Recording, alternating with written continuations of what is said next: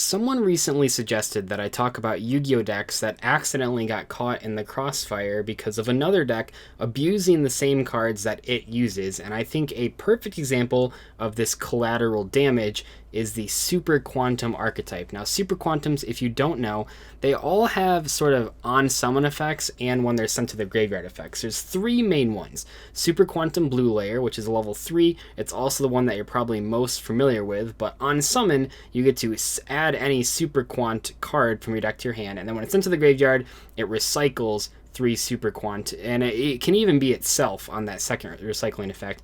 The other card you've probably heard of is Super Quantum Red Layer. This was commonly played with Blue Layer, and I'll talk about that in a second. This one's level 5 though. You can summon it like a Cyber Dragon. When it's normal or special summon, you get to add a Super Quantum or a Super Quant in your graveyard to your hand, and then when it's sent to the graveyard, you get to special summon a different Super Quant that's not itself.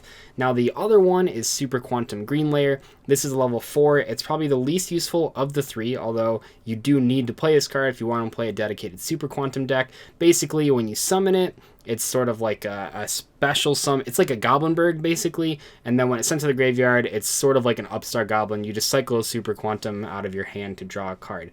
And those are the 3 main pieces, and one card that they have that it's absolutely ridiculous is Super Quantal Fairy Elfan. Now, this isn't a Super Quantum, but it is a Super Quant, so you can actually search it with like all the other cards. But this card is like a Lone Fire Blossom on steroids, because what it does is it special summons, well, you reveal one of each of those Super Quantum cards we just looked at, and then you special summon one of them randomly, and the other 2 go to the graveyard.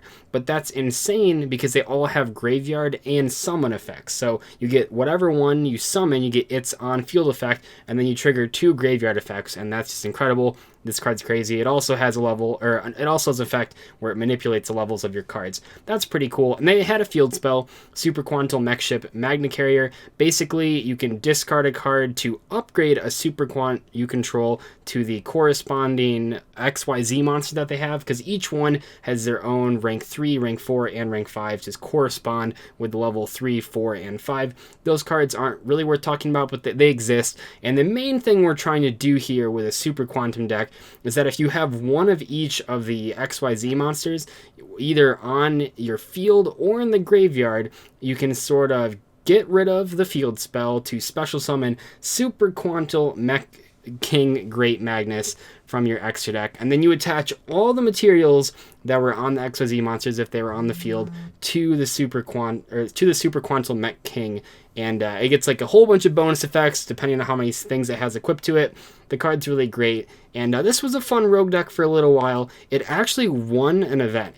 Believe it or not, Super Quantums won ARG in 2016, March 2016 in Richmond, and this was piloted by Kelvin Tahan. Probably many of you know about him because he has topped and won several things, but he played a really streamlined version of this deck, and obviously I'm going to like it because it has Brilliant Fusion in it. But this deck was totally amazing for that one event because it completely caught everyone off guard. No one knew what any of these cards did. The deck was incredibly consistent, and people really weren't playing kaijus back then, so it just beat everything. It was so crazy. And one of the problems, though, is that a ton of cards that were in this list got hit on a ban list just a few weeks after this event. So if you look at this list, you can see what I mean by it being streamlined. There's a lot of 3-ofs, and there's a lot of just like raw special summoning power. And now this is in March, like I said, at the very beginning of March. But if we fast forward to April, there's a new ban list, and that's the one right after the emergency ban list that hit all the Perform Impel cards. So this one does hit all the Perform Impel cards for real this time, but also it hits a couple cards on this list. So the big 2 here, well, the big 3 here, Chicken Game is now forbidden, and that was a pretty important card in his deck. He's only playing the single copy, but it is a pretty good card to grab with the terraforming. It's what you do if you want to dig towards more cards. So Chicken Game's completely gone.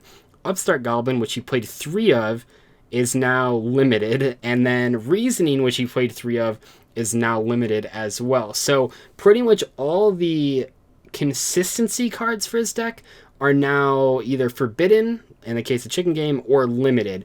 And Reasoning was a complete blowout because all the different Super Quantum cards are different levels. So it's really hard to, even if you know what he's playing, it's really hard to even hit something, which makes reasoning really effective. But all those cards are hit now, so this deck is really tough. And also, after this win, a lot more people started citing kaijus, not only for this deck, but just in general. So that makes this deck's sort of power level go down, just because there are now more counters to it. And that makes sense. So on this first list, all these cards get hit that has nothing to do with Super Quantums, and yet Super Quantums are sort of caught in the crossfire here, because Chicken Game and Upstart Goblin were hit mainly for the FTKs surrounding it, because you'd use Chicken Game with a card called Pseudospace, and then you could use Terraforming. You'd essentially have 12 copies of Upstart Goblin in your deck, which is just ridiculous, because if you think of Upstart Goblin being good, it's good because it makes your deck a 37 card deck, and that's fine, I guess. I mean, you have to give your opponent some life points or whatever. But when you make your deck a 28 card deck, well, that gets a little silly. So that's why those cards were hit. The reasoning hit, everyone kind of made fun of because it didn't really make sense.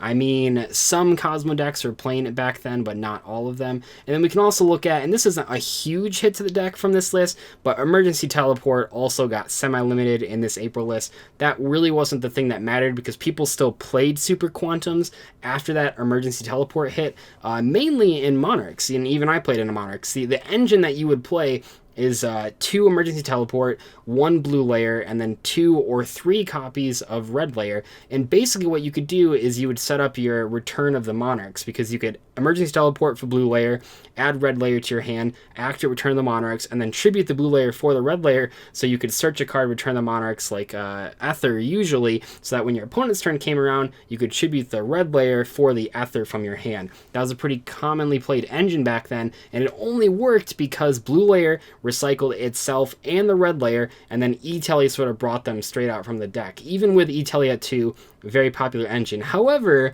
fast forward to now August 2016, and this is what really kills this deck, because at this point, Cosmos are all over the place. Everyone's really sick of having to play around Dark Destroyer, and on this list, they not only hit Dark Destroyer to 1, they also hit Emergency Teleport to 1. So now if we look at that original Kelvin to hand list, there are so many cards that are hit. Yeah, you know, you don't have Upstart Goblin, Chicken Game, Reasoning, or the Emergency Teleports, and the deck's consistency is completely out the window, because even with a card as strong as Super Quantal Fairy Elfan, the deck isn't consistent enough to make their big monster, the Mech King Great Magnus. Because if you're trying to build a pure Super Quantum deck, you absolutely need to make it to sort of turbo out the Great Magnus. But if you're trying to splash this engine, you need Emergency Teleport. So the Emergency Teleport at 1, there's no reason to play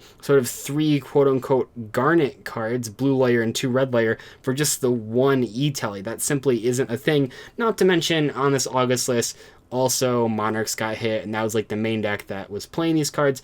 But even besides Monarchs, this was just a really solid engine as like a 5 or maybe 6 card engine when you had 2 Emergency Teleport.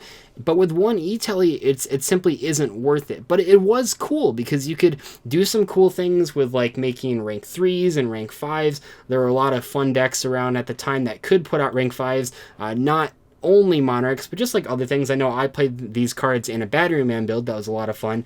And these were sort of, they weren't as far-reaching as like Terratop and Takatomborg, which would eventually be, well, hit on the ban list with Terratop being limited. They weren't as popular as those cards, because those cards really like dominated when they were played, but these things were really, really popular and saw play not only in the extra deck version of Monarchs to take advantage of red layer being a level 5 monster so you can make rank 5s, but also in the Domain Monarch versions just to make the deck more consistent, because flipping that E-Telly really did add a lot of consistency to the deck, strictly because of the return of the Monarch. So Super Quantums, even though they never made a huge impact on the game, I mean, they have that 1 win, and they had some regional tops. They might have had a YCS top, I'm not entirely sure though. Even though they had these sort of small victories and no real hold on the competition, no one was really ever citing Kaijus to out Great Magnus. They were just playing Kaijus for other decks, and it just happened to be good against Great Magnus. So even though it never was fully competitive, I mean, it was a good rogue deck, but never like top tier, even though all of that, well, it happened to get hit on 2 different ban lists completely by accident. And I think it's kind of sad, because if Emergency Teleport was at 2 or 3 right now, I don't think that Cosmos would be that much of a threat. I think Dark Destroyer is like the real thing holding that deck back right now. But if E-Telly was at 3, I could very easily see myself playing the Super Quantum engine again. You could play 3 E-Telly, 1 blue layer, and 2 red layer, and I think that could add a little diversity to the game. I think of it in decks like Windups that really like level 3s and level 5s. Windups are about to get a Link monster, and I think that that could be a good way to sort of boost that kind of deck.